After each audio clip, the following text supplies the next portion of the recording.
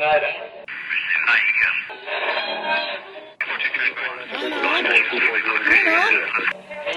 is that you?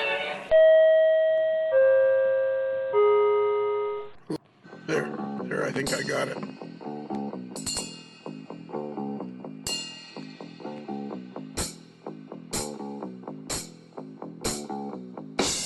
Daniel?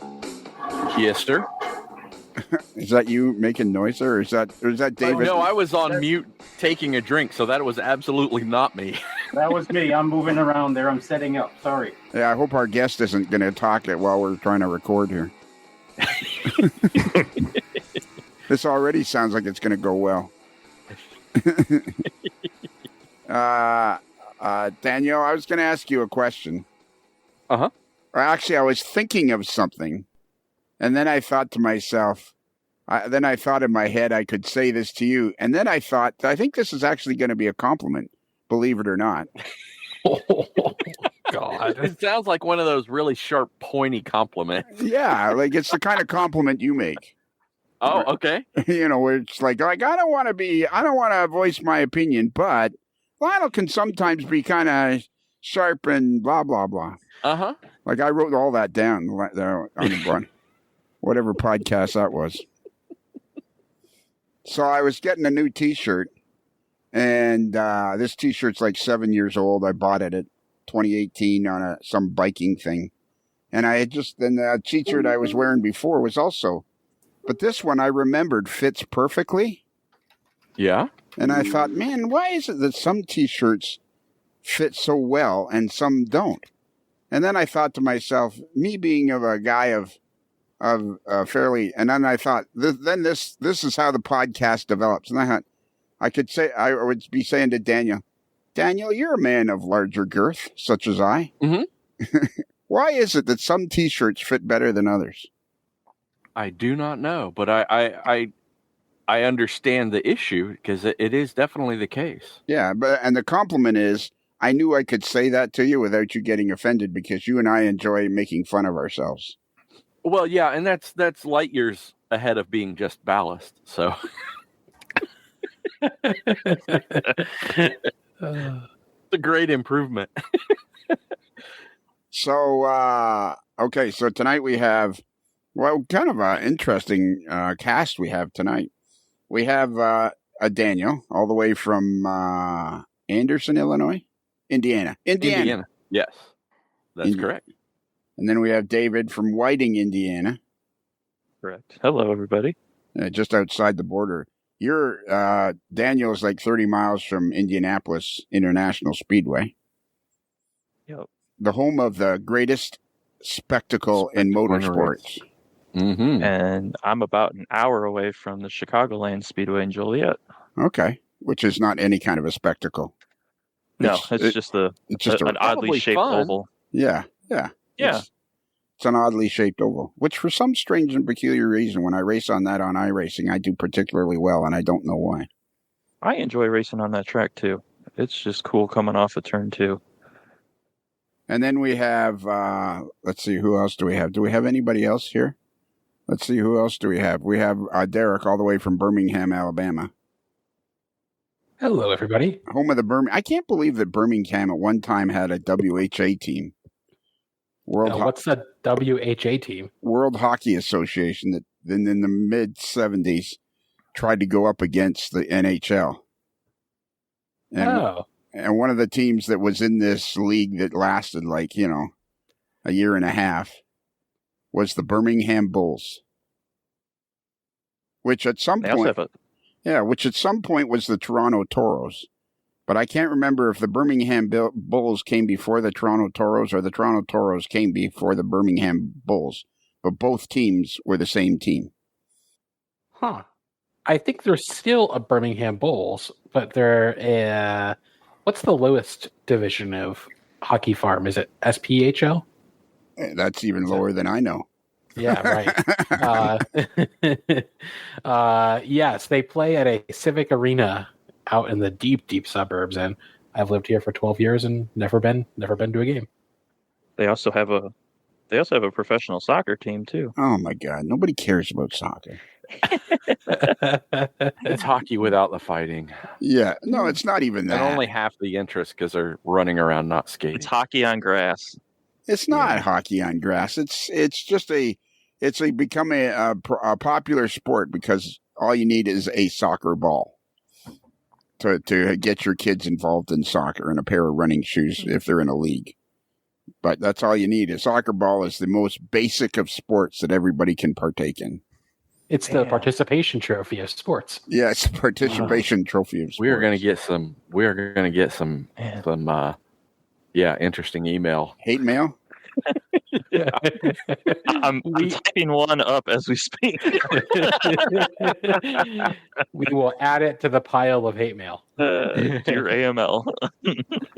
And the other person that's here tonight is our very own Marcus Newbacher, a.k.a. the AML Nation's most eligible bachelor. Literally just back from a fun-filled week of travel and festivities in Durango, Colorado. That is correct. Just back as of the middle of the night, just back. So it was a long trip home. And so how long so you fly from Durango to Denver, I'm assuming? Well, we flew to Dallas. You can fly from Durango to Denver and then Denver to Charlotte. We did through Dallas because I have found, and the couple times that I've been there and others have too, that the flight from Durango to Denver or back and forth either way is particularly bumpy, particularly rocky, going over the mountains. And with those longer flights, it seems like you I don't know, maybe you take a slightly different route, so it's not quite as bad. So we went through Dallas instead. Yeah, you would think that an airline would at least get in the air rather than just go over the Rockies and bumping along. Yeah, the flight coming from Dallas to Durango was on a CRJ, smaller jet, which was quite bumpy coming in. But we went back out on an Airbus, and it was bumpy, but not as bad. They got a runway long enough for an Airbus. They do. I guess they did yesterday. Because an Airbus is basically the equivalent of a 737, is it not? Yeah, this is I'm going to get it wrong. I don't know my planes quite as well, but it was not the I think we were on a larger Airbus leaving Dallas to come back to Charlotte. So it was a 315 maybe instead of a 321. I'm thinking something like that. No, but I thought you meant I thought you meant it was an Airbus out of Durango. It was, yeah. Coming out of Durango, we flew an Airbus Durango to Denver. I mean Dallas. And was it the same plane, or you had to make a connection? Connection. Oh my gosh, a connection. All right, hang on. You're Don't get too far. You're still punchy because all I asked was, does Durango have a runway long enough for an Airbus? Then I said, isn't an Airbus equivalent to a 737? And then you went into this long diatribe about flying out of Dallas and some 3-something or other. And I'm like, I didn't ask for any of this information. We'll call it jet lag. Sorry. The most irritable bachelor. That's right. Or irritating, maybe. He's overachieving. Yeah. Well, none of you guys can beat this. Our guest tonight literally flew in for this show via helicopter. Wow, that's what that in the sound budget was outside. Yeah, it's not in the budget for you, but it's in the budget for our guests. Oh, well, that's good because I was going to take dibs on rides. Yeah. So let's get our guest. So Serge, you can come back into the studio. Yes, hello everyone. Hello. Now, I'm not, by the sound of it, I'm not sure that you're on your headset. Scratch the microphone there for me. Yeah, we can't hear that. Can't hear that? No. Okay. Nope. Now you're getting technical. You're going to lose me. Okay. It says I'm on the Realtek high definition audio, so should be the right one. Let me see here. Elevator music? Okay, let's try this one. Does that work? No, I think that's still the same.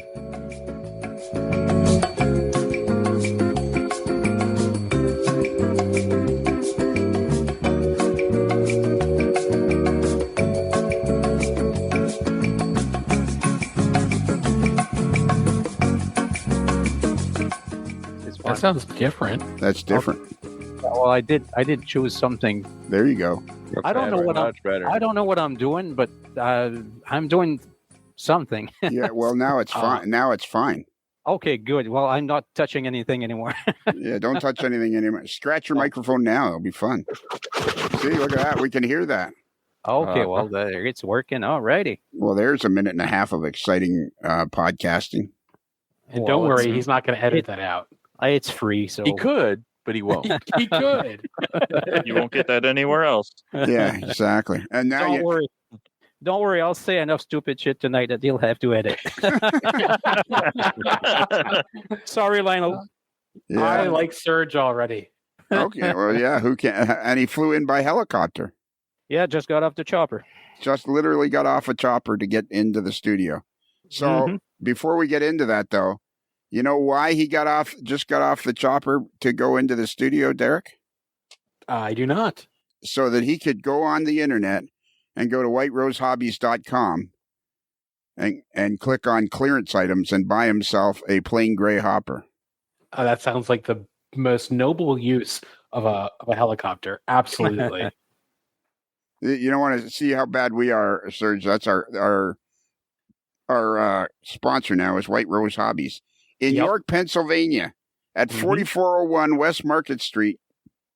And their phone number is 717-505-8676. And here's the plan.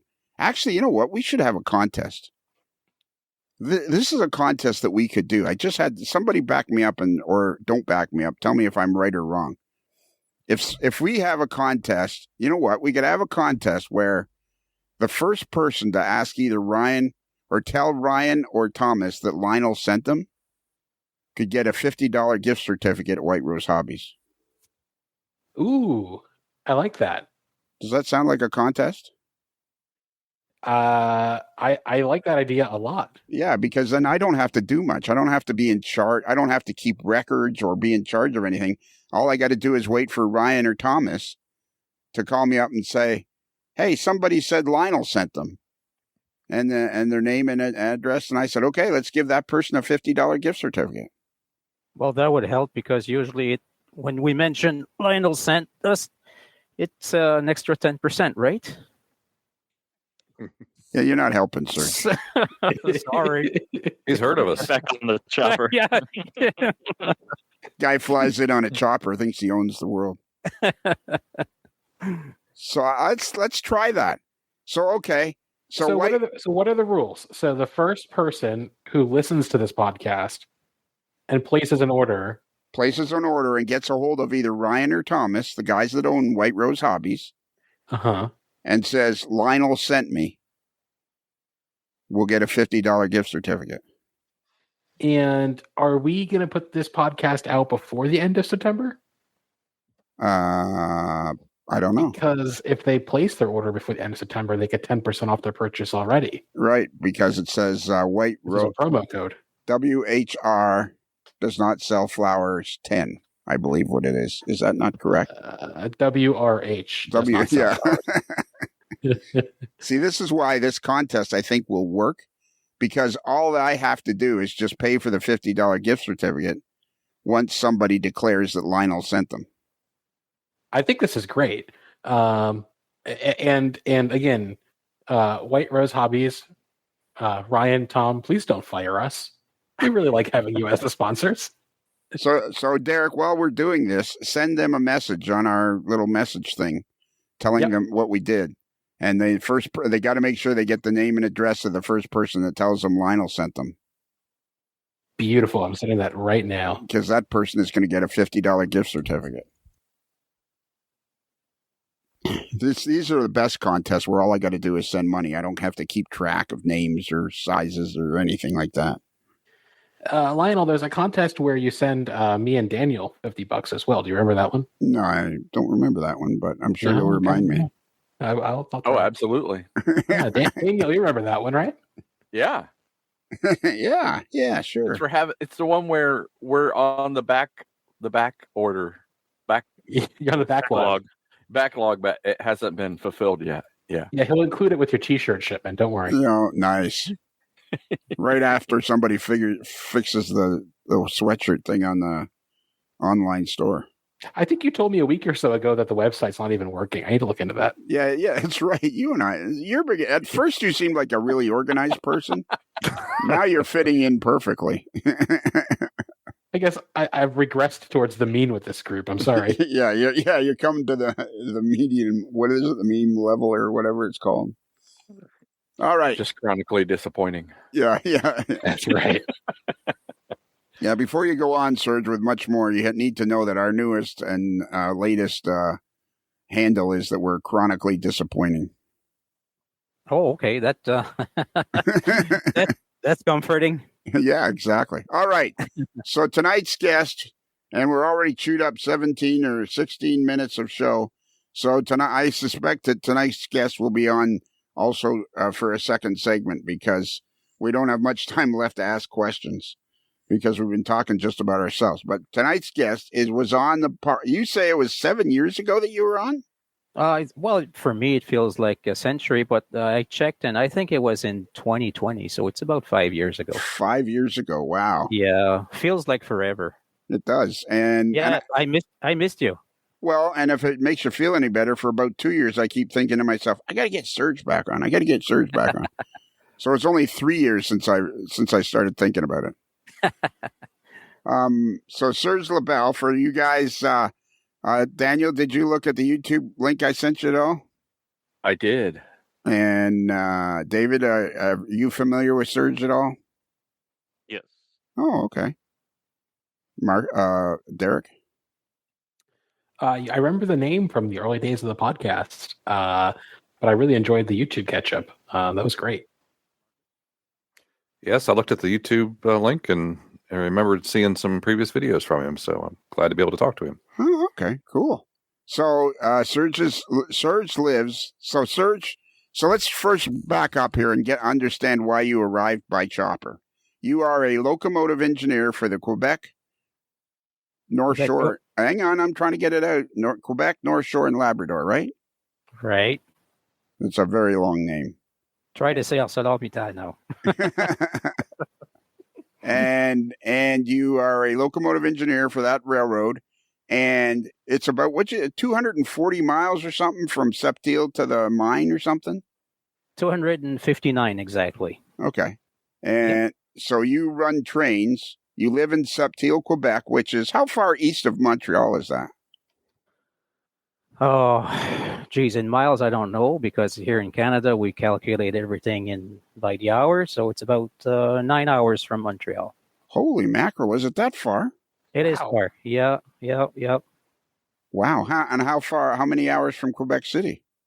About 7. So you're out there. You're out there. You're in the eastern part of Quebec. Yep. And you got this job. How long have you now worked for the Quebec Quebec North Shore and Labrador? That's it. QNSNL. Yeah, I know. I can't say it. See, I would be no good as an airline pilot because they'd be reaming off all kinds of numbers and letters and 15,000 feet, and I'd be like, "Could you repeat that, please?" Yeah, that's the reason you'd be bad at it. Yeah, exactly. I'd be constantly going, "How many feet did you say I should be in the air? How long till I land?" I'd be no. I watch a lot of YouTube. There's a couple of guys who do crash investigations, and they're always playing the recordings of the pilots. And it's like, I don't understand any of the radio traffic. I'd be absolutely lost at that. I'd be a lousy pilot. Well, I can attest to that because my friend, who has been a lifelong pilot, commercial airline pilot, and his father was a test pilot for de Havilland and blah, blah, blah. He's a lifelong pilot. He's taken me up in his plane a couple of times, and he confirms that I would make a lousy pilot. Don't touch that. That's usually what he says. Don't touch that. So, okay, so you're a locomotive engineer for the Quebec North Shore and Labrador, and it's the 250 miles from Sept-Iles to where the mine is, and somewhere along the way, when you get stranded or you get to the end of your time, what they do is they fly you by helicopter back to Sept-Iles or to the other end. Is that it? Yeah. Well, there's a halfway camp. So usually, once you leave the terminal, if you can't make it to the halfway camp, yeah, they'll fly you there. But today was the opposite. I was called to move some trains around because there's a shutdown on the railroad because they're redoing some track. So the trains could not run all the way down to Sept-Iles. So I took my train to the halfway camp, and then I jumped on the chopper, and they brought me back here to Sept-Iles. And how long does it take to get by chopper? How long does it take to get from the halfway camp? Now we're in 15 minutes. Man, and how often do you get to ride the chopper? Oh, I'd say about maybe 4 or 5 times a year. It's not that often. Often enough. Yeah. How many times have you been on a helicopter, Derek? 0. How many times have you been on a helicopter, Daniel? 0. David? I take one to work every morning.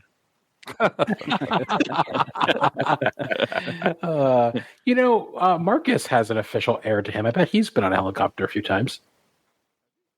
I have once, at least See? once. Yep. Why were you on a helicopter? I missed what Derek said.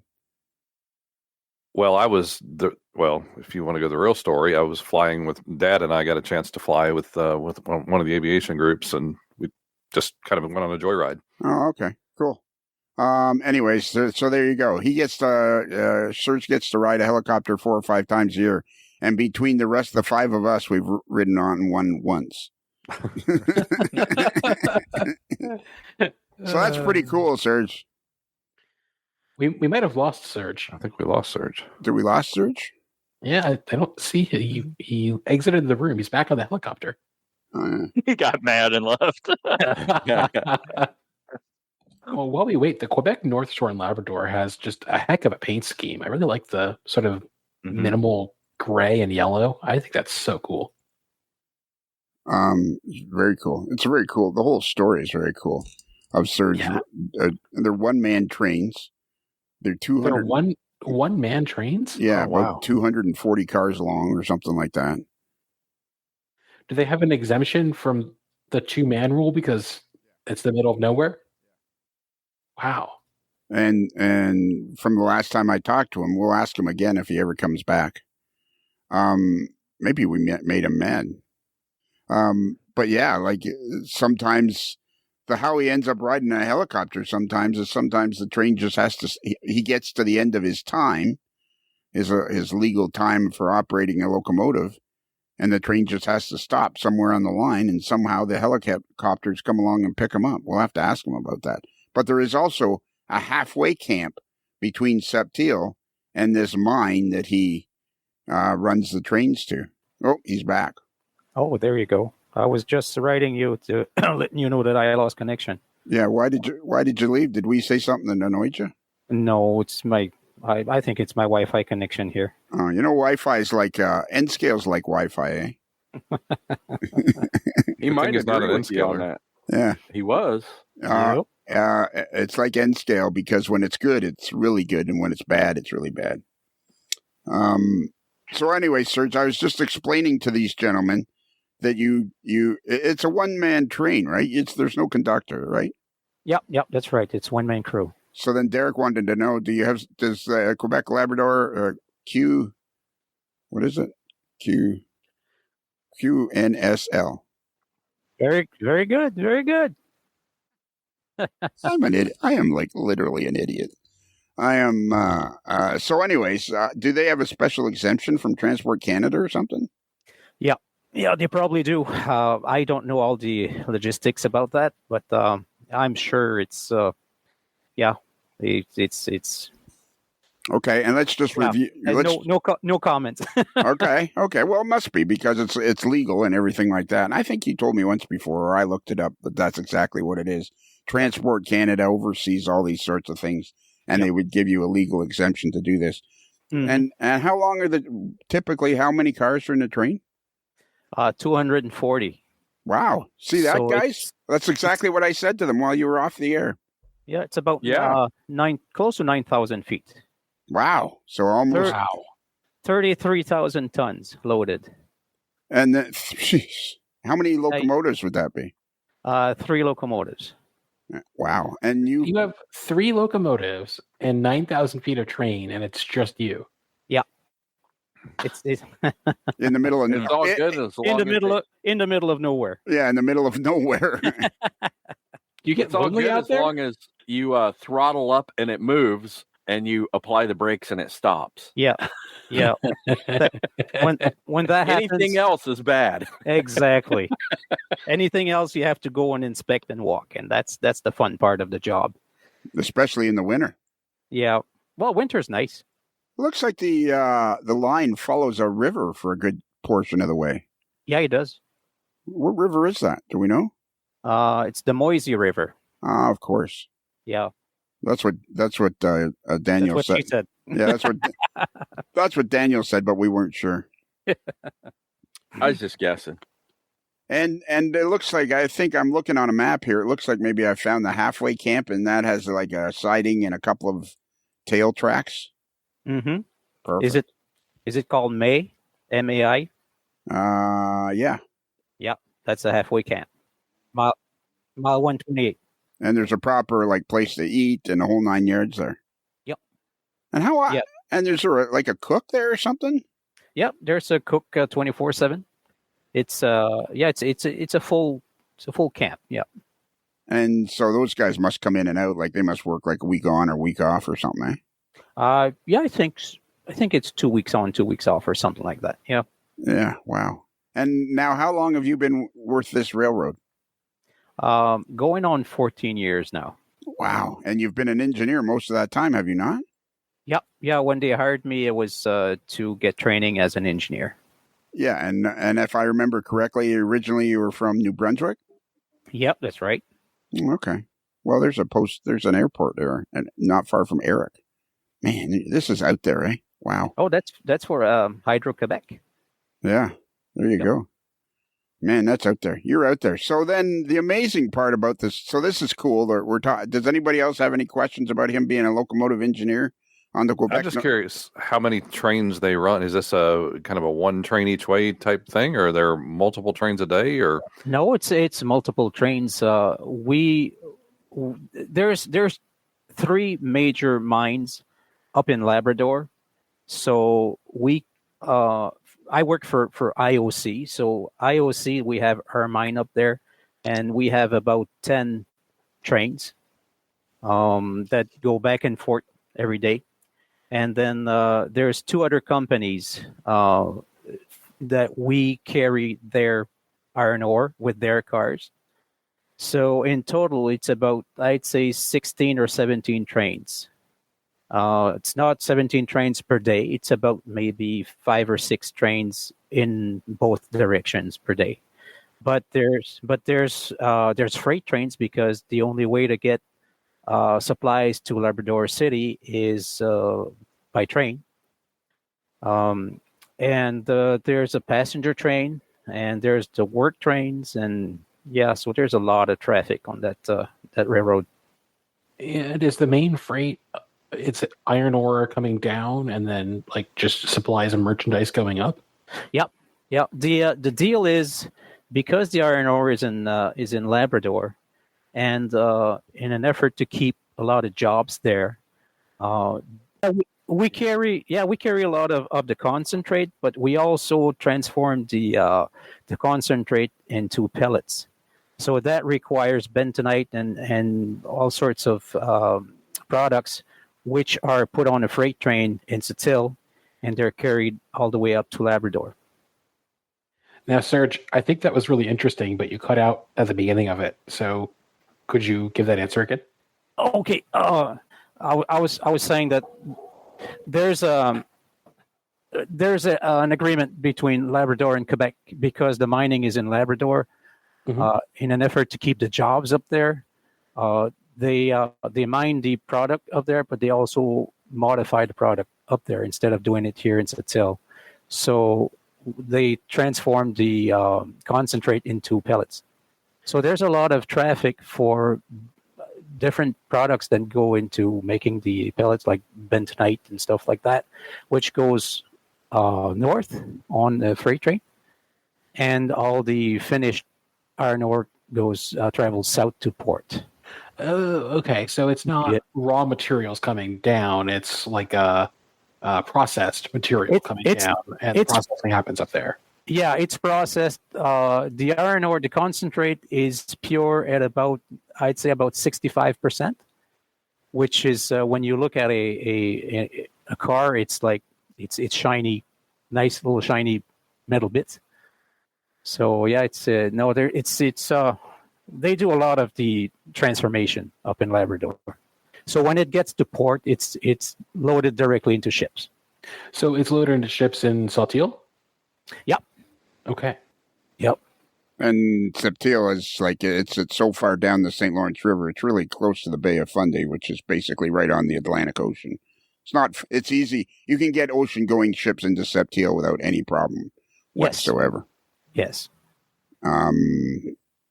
Yeah, it's right at the end of the St. Lawrence River and right not far from that island, that big island that's in the middle of the St. Lawrence River or the Bay of Fundy or whatever. I guess I should know all this because I'm Canadian.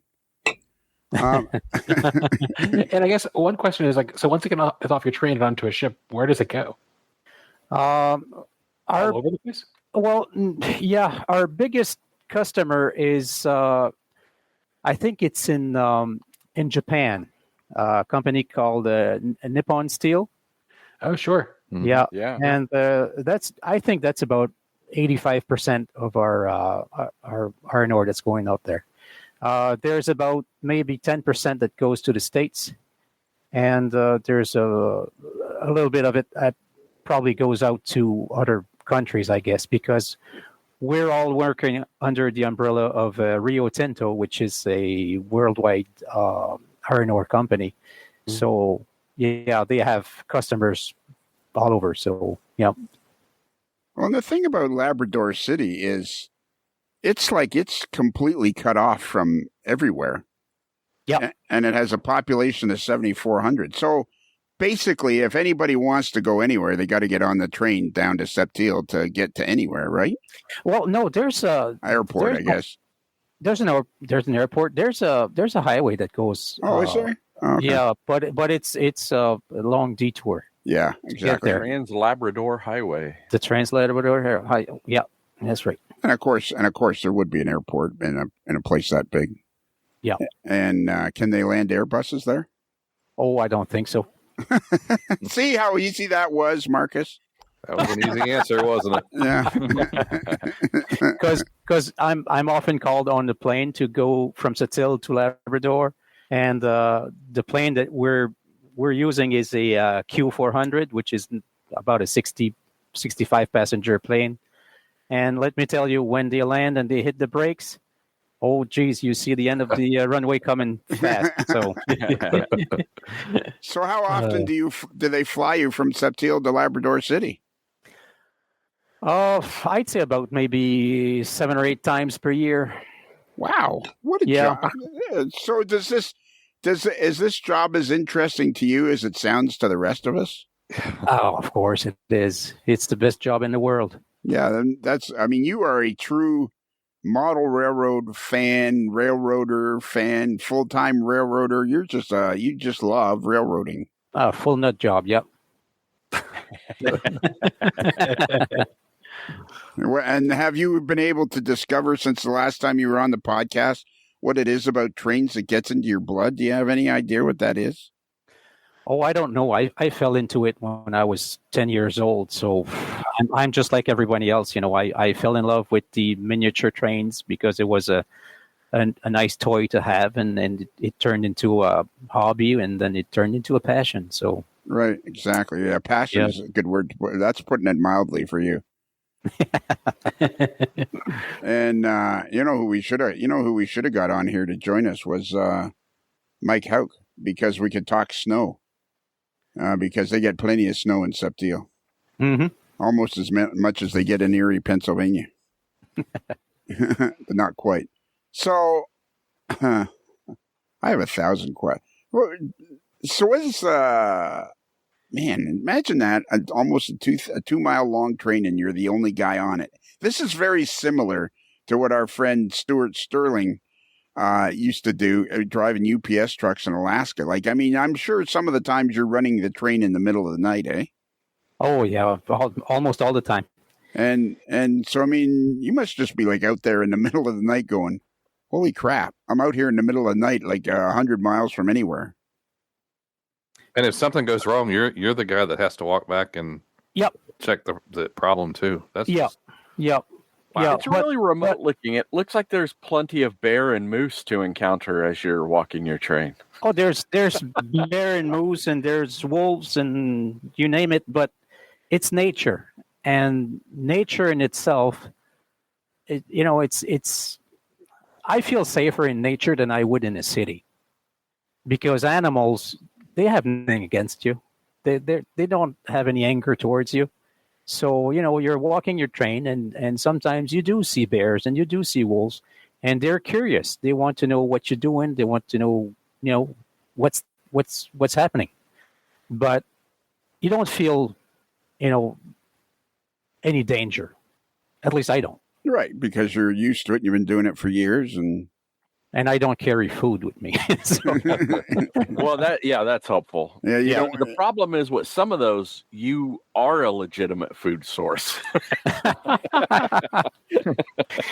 So you don't. When you're walking the train, you don't have your pockets full of peanut butter and jelly sandwiches. no. You leave that in the cab.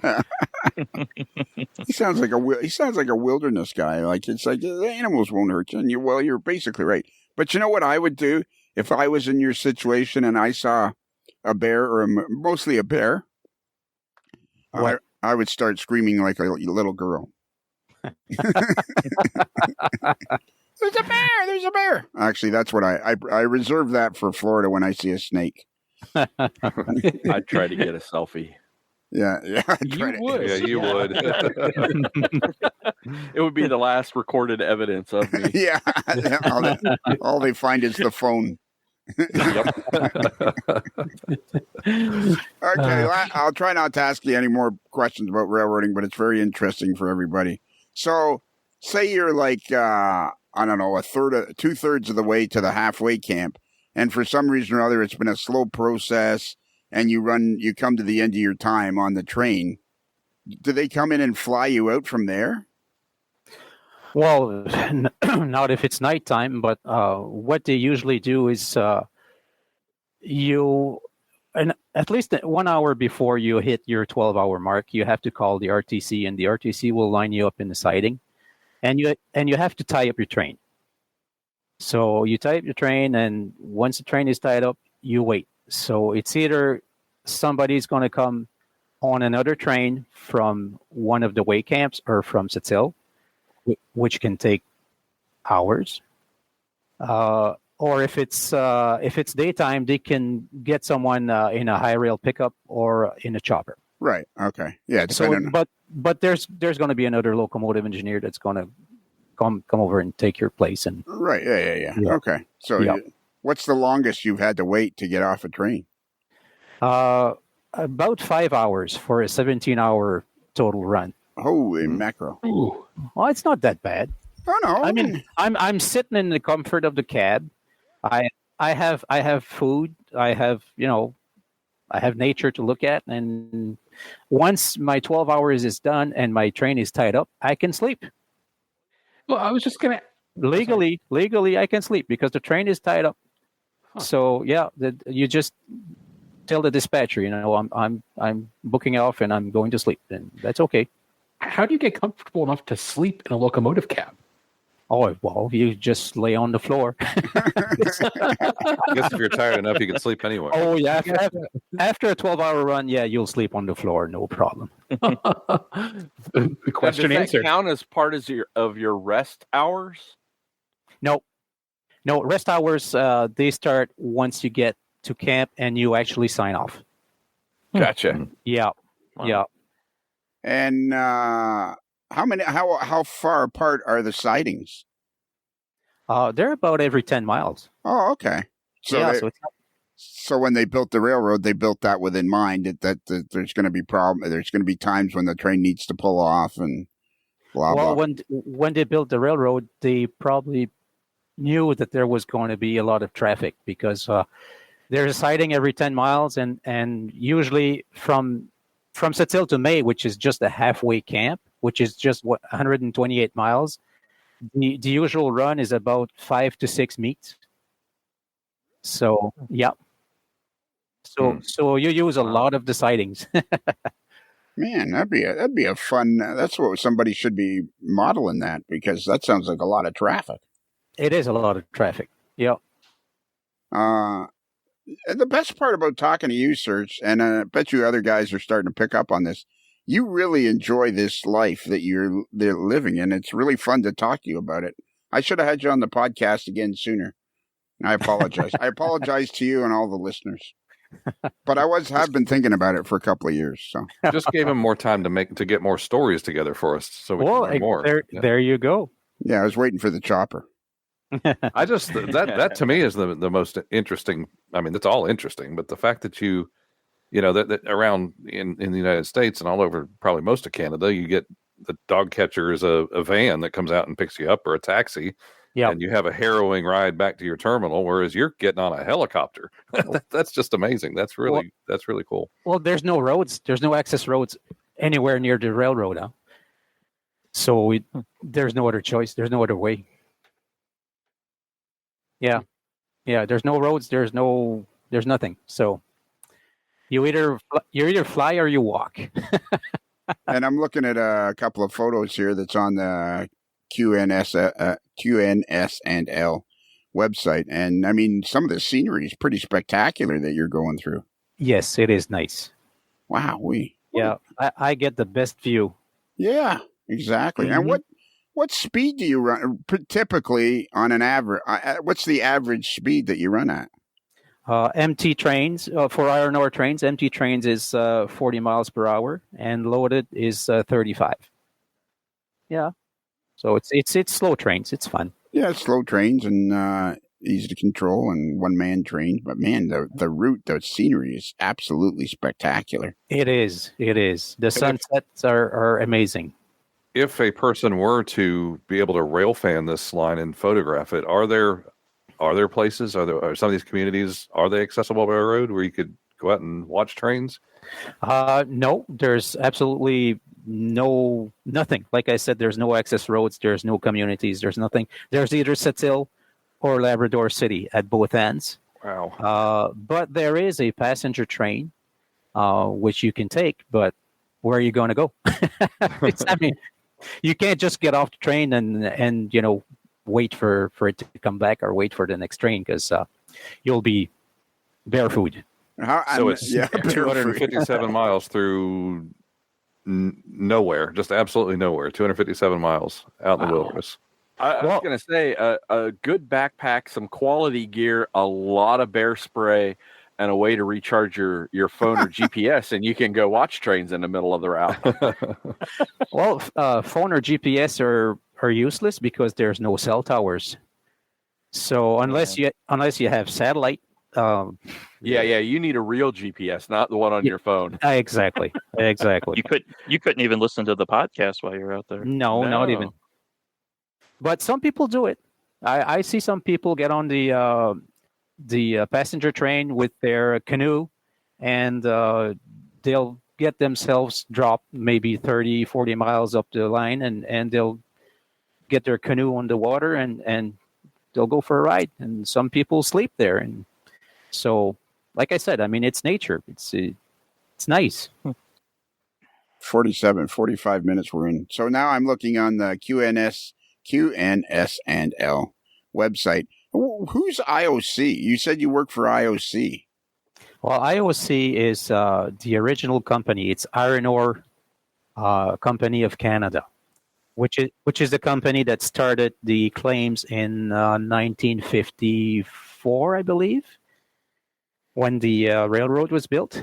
And then IOC was sold a couple of times, and now it belongs to Rio Tinto.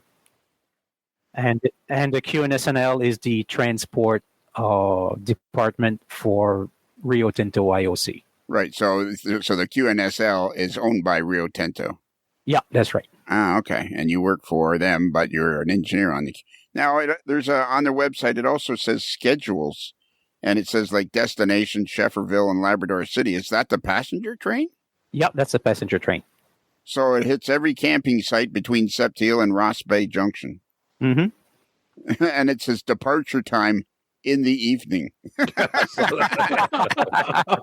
there, who cares about time, right? If you're lucky. If you're lucky. That's kind of like how you schedule these podcasts. Wow. Yeah, I know, eh? Jeez. Some people are braver. So the passenger train like runs what, 2-3 times a week? Is that what I'm looking at? Yeah, 2 times a week. Okay, wow. Yep. So take it or leave it, in other words. That's it. And is the passenger train also owned by Rio Tinto? No, that one is owned by Chiwetan, which is a native company. Oh, cool. It used to belong to QNSNL, and QNSNL, when the mine closed in Shefferville, they even closed the town of Shefferville. Everything shut down and everything was emptied out, and the line from Ross Bay Junction to Shefferville was abandoned. And many years later, because that happened I think it's at the end of the 80s. So when that happened, many years later, some companies saw the value in the claims in Shefferville, so they decided to reclaim all the iron ore that's still there. So the line was reopened, but it was abandoned by QNSNL. It was sold for $1 to the native community here, and they're the ones who operate that branch from Ross Bay Junction to Shefferville. And the Chiwetan is their passenger train. So we operate the passenger train from Sept-Iles to Ross Bay Junction, and then they take over and they run it all the way up to Shefferville. Do they have their own locomotives? Yep, they do. Wow. And what's that railroad called? Chiwetan. Yeah. Don't ask me to spell it. Yeah, exactly. It's a native name that means the wind of the north. So the spelling is TSHIUETIN. Thank you. All right, and see if you can find a picture of their locomotives there, Derek. Looks like a blue and silver F40. Yeah, right. those are the old 600s. Yeah, 600 and 601. Yeah. Yep. I didn't even know that from last time. There's just like you got to be on more often. Why haven't you been on before? Since in the last 5 years, you should have come back on. I don't know. No one's talking to me. Yeah, whoever runs this podcast, I'm too boring. That's why. No, that's the last thing you are. And so then I opened the link you sent us for the update on your railroad. Now your O-scale railroad, the CN Sanmore Subdivision, episode 15. There's a AI generated woman introducing the video. Rachel. Yeah. Yes. Wow. She's nice, ain't she? She's nice. Rachel's nice. Yeah. I'm surprised. I'm surprised she'd even talk to you. Yeah, my wife is jealous. No kidding. So this railroad, for anybody that is not familiar with it, if you go on Facebook and you look for O-scale CN Sanmore SANMORE Subdivision, right on Facebook, you will find Serge's Railroad, which is what is it? It's a 32 by 58 foot O-scale 2-rail railroad. That's right. It looks incredible. Yeah. Thank you. It is incredible. It's beyond incredible. And in the last 5 years, you've made some decent headway. Not as much as I would have liked, but it's getting there. I will point out for the record that the first video I watched was your in-scale layout, which doesn't exist anymore. Oh, yeah, that's from a while back. Yeah. Yeah, that made me a little sad. But the O-scale 2-rail is a good replacement. Yep, it is. And you have an HO layout, right? Yeah, I do, unfortunately. Why? You really want to know? Yeah, I It's really all- do. It's all Jason Schron's fault. So blame Jason. Oh, okay. Yep. Jason keeps producing all these fantastic Canadian locomotives, but always in HO scale.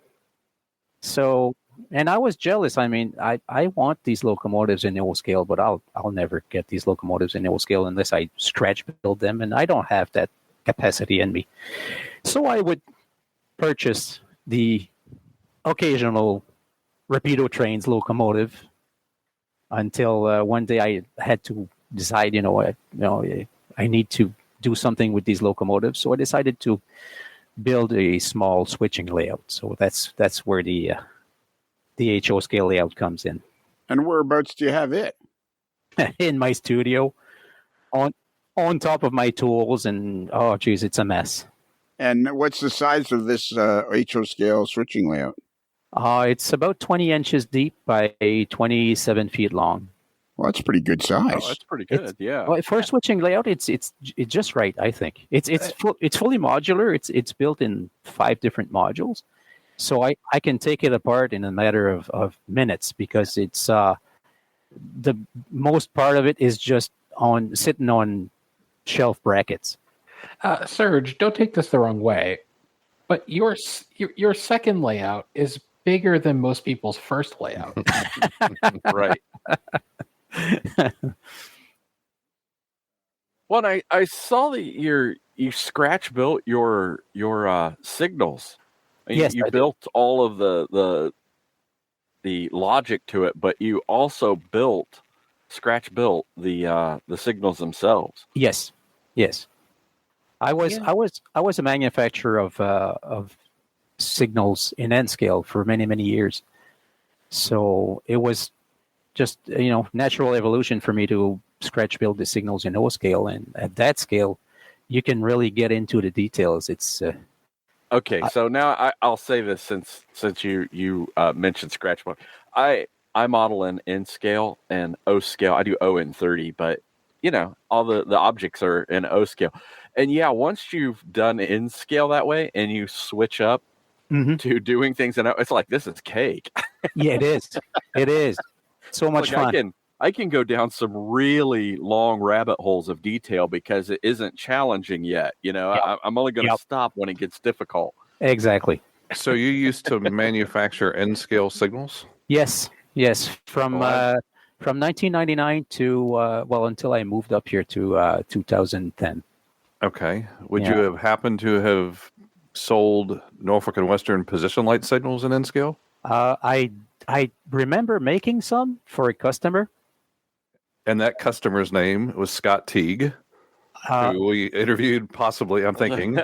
We interviewed because I actually bought some of those signals through Scott. And they are on my railroad at one location. Oh, nice. On my railroad, and I'm in Scalar too. So it's signaled with those NNW signals. But yes, nice. Scott had those all over his layout. And when you said that, I thought that's got to be you. Yep. So Marcus, you have some of Serge's N scale signals that he manufactured and sold. Apparently, I do. Yes. That's awesome. I didn't know who made them. I know Scott had them made, and then I added on to one of his orders. And if I remember right, they didn't come with lighting; they were just the signal, and he put the LED lights in them himself. Yeah, probably. Yeah, and I have those. I have one seen on the railroad that's a Norfolk and Western junction on the railroad, and it's signaled with those particular signals. A small world. Yep. By the way, I still have all the etch brass files for these. So if you ever need more parts, let me know. Well, that's good to know. Yep. So how many can we put you down for, Marcus? I don't know, but Scott might be interested since he just rebuilt his layout, and I'm sure he'll rebuild it again in the next few years, and he'll need more signals more than likely. So. He's probably rebuilt it since the last time the podcast came out. Probably. Yeah, twice. That came out today, right? Yeah, as we're recording this. No, it came out a few weeks ago. Right. Speaking of signals, can we talk about your conversational AI dispatcher? Mm-hmm. Yeah, that's really cool. What is that? Well, hang on a minute. What did you say, Derek? His conversational AI dispatcher. And he can talk on the YouTube video you sent me. Oh, Yeah, okay. no, It was on that. You stopped at the pretty face. Now we Go Yeah. beyond. now, I now we haven't- know who now we know who watched the video or not, huh? He Well, only yeah, watched like I only got as far as Rachel, and then that was Yeah. it for me. I figured. I think we just learned something about our personalities. What that I'm? Yeah. Well, yeah, we know what I am. Never mind. We can take that offline. Yeah. Before we got to save that for the next segment because we're almost out of time on this segment, and that I sounds know way this is too. the stuff I was prepped and practiced for, and then there's this whole other side. I'm like, I got nothing there, but that's amazing stories. Well, yeah, and you know how everybody always says the time goes by so quickly when we do these podcasts. Mm. This is what I found. We have tuned up an hour already, and pretty much all we've been talking about is life on the QNS and L, And we didn't even scratch it. and we didn't even scratch it. Yeah. No, because there's been a lot of new stuff since we spoke the last time. So And a lot of new stuff on the railroad. in my job, yeah. So we'll Oh, keep really? that. We'll keep that for the next podcast, right? Yeah, exactly. Make it interesting. Gee whiz. Oh, man, Unbelievable. my head hurts. Yeah, like what, Derek? Why didn't you remind me to get Serge back on the podcast? You know, it is it's a failure of leadership on my part, and I'll own up to that. And so, if anybody, just so we know, this is on the free channel, which means, of course, if you want any hobby supplies, you go to whiterosehobbies.com. And remember, the first person that gets a hold of Ryan or Thomas and tells them Lionel sent them will get a $50 gift certificate Now, to White now Rose. do they have to place an order when they tell them Lionel sent you? I think, well, yeah. Oh yeah, you can spend a couple bucks, buy some paint or something. Nice some jelly Some beans. Yeah, see? Yeah. That's Well, it. that encourages them to come back, right? So they place an order. They say Lionel sent Right. me, and then you get the $50 gift certificate, which makes them come back. Encourages They them to got a come little back. skin in the game to win the Mhm. $50. Okay, yeah. They got to place some sort of an order. We won't put any monetary restriction on it, but you have to place an order. You have to at least buy a bag of jelly beans or something. Yeah. Yeah, $3.99 bag of jelly beans and $15 shipping. That's a steal. It is a steal. So yeah, so And- anybody that's And White Rose Hobbies has some Quebec North Shore and Labrador locomotives in stock and ready to go as we're recording this. Mm-hmm. Yeah, looking at an N scale EMD ST70 Ace right now. and who's it manufactured by? It's a Broadway Limited. Yep. Oh, really? Is there any HO scale locomotives in the Quebec North Shore and Labrador? I'm looking at a Rapido -840 CM that I think is available for pre-order, maybe. Yeah, Bowser made the SD40-2, and and I think there's another company that's supposed to make the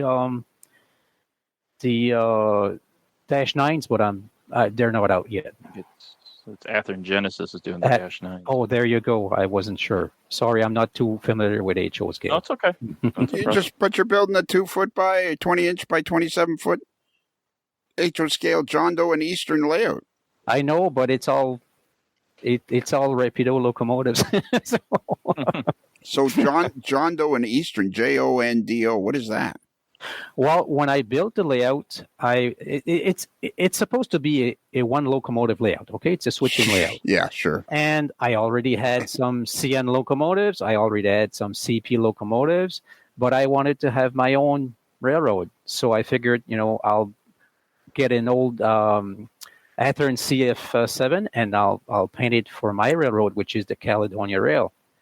But what do I name the railroad? Because sometimes it's CN, sometimes it's CP, sometimes it's Caledonia Rail. So I figured, well, it's going to be a nameless railroad.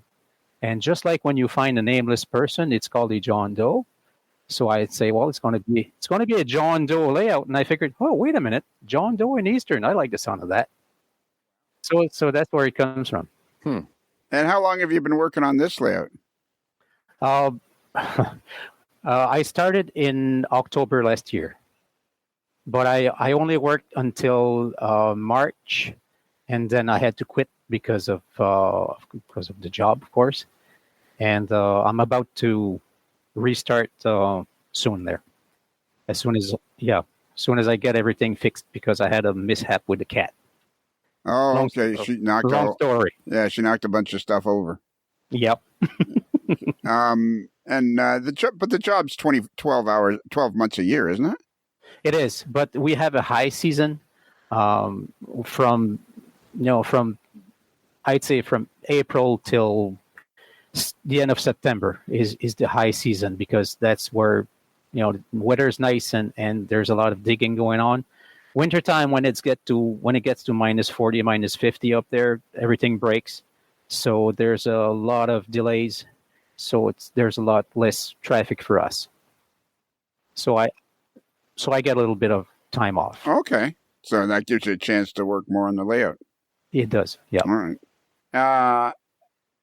This is way off topic, but my son, who as a teenager seemed to be, I assumed that he was just going to be useless for the rest of his life, but now it turns out that he's not. But he watched a documentary about what's that submarine that exploded underwater? The Titan? Yeah, the Titan. Yeah. And they ran out of money, and for one winter, they left it sitting on the dock in Newfoundland. Mm-hmm. My son come to me the next day, or after he'd been watching it, he says, "Gee, what do you know? The thing had deficiencies in it because it was sitting on a dock in Newfoundland, freezing, thawing out, freezing, thawing out, freezing, thawing out. Oh, geez, what a surprise!" And that is it. I mean, up when you get to that part of the world, it get, like you say, 40, 50 below. It's not uncommon.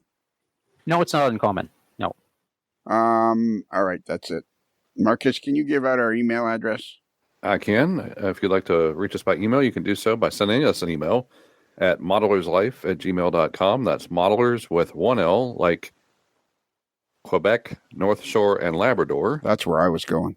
Not two L's like Serge Lebel. Oh, nice. You're going to have trouble on the next one. I know. Thinking ahead. Yeah, exactly. And if you didn't catch that, if you go to our website, modellerslife.com, and you scroll down just a little bit, our buddy Derek there, he installed a widget for just sending out an email, and all you got to do is put in your title and your text and hit send, and boom, we get your email. And we're going to start doing email shows again, or we'll do post shows, or do some sort of show like that.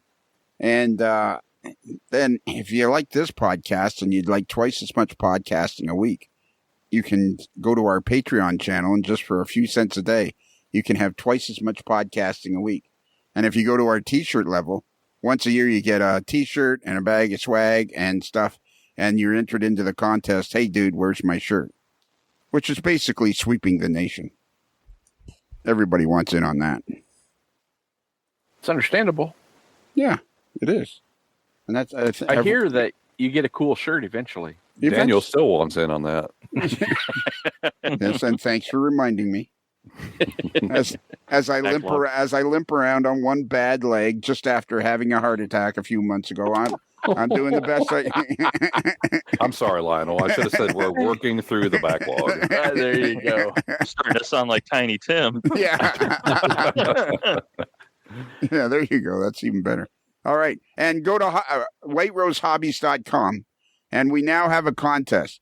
whiterosehobbies.com. The first person that will that Ryan or Tom that say Lionel sent me to Ryan or Thomas, the two owners. It has to be one of those two guys, and they let us know. If that person will get a $50 gift certificate to White Rose Hobbies. And you know what? We'll have them send it out, so it'll go out immediately. All I got to do is send them some money to pay for it, so that's easy. That part is easy. I'll get Barb to do it. If you want, you can send me the money, and then I'll send them the money, but I'll take a little bit of a percentage. Yeah, just a little something. Yeah, a little something off the top. Right, exactly. Yeah, exactly. Because we're not sure what you do for a living. That's what he does for a living. Yeah. I got to stop saying that. We know what you do for a living. No, we don't. We have no idea. I kind of like the mystery. Mafia related. There you go. What'd There you you say? go. What'd you say, Daniel? I think it's mafia related. Yeah, exactly. All right, that's it. Serge, will you come back for another episode? Absolutely. And if I may, sorry, I just had to throw that in there as a Canadian. I would just like to thank you very much for the opportunity to be here tonight. Oh, absolutely. And you know what? I think, Derek, these guys are all foaming at the mouth. So this time it won't be 5 years until you're back on. Actually, you'll be back on again tomorrow. So Alrighty. we'll talk because I want to hear about this AI generated thing. Oh, yeah. And I was going to say, for anybody that wants to see these videos about Serge's layout, beautiful O-scale layout. What size is it again? 53 by 42 or something? 32 by 58. That's right. If you just go to YouTube and type in Serge, Serge, Lebel, Lebel, boom. That's these videos will come up. And if you're a fan of model railroading, you're going to want to see these videos. Trust me. And they're and Rachel. Okay. Now, Serge, I think this is going to be an episode because it's been a while since you've been on. So at the appropriate moment, we need you to say happy rails to you. I can do that. Okay. And now the key is, I know you're a loyal listener. The key is there's no singing. There's no dancing. There's no interpretation of any kind. We just need an enthusiastic happy rails to you. Got it. Okay. Well, Serge, as we close the barn doors on another episode of A Modeler's Life, and the sun slowly sets over the back 40, I guess there's nothing else left to do except for you to say, happy rails to you.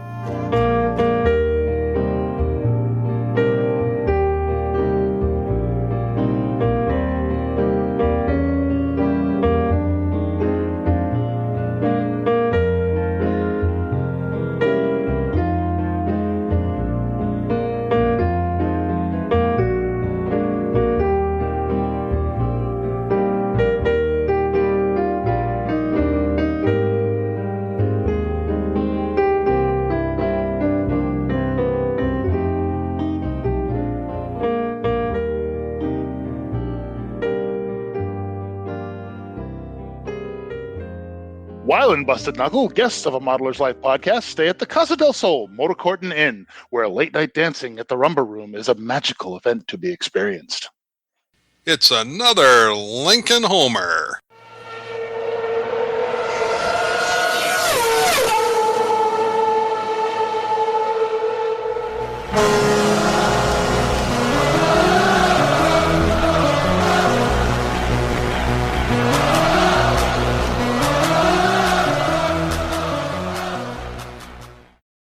That was beautiful. Yeah. I brought a tear to my eye. There's lots of enthusiasm there. Yeah. Have you guys got your questions written down for the next episode? The next segment? Yeah, I'm kind of good to go. All right, cool.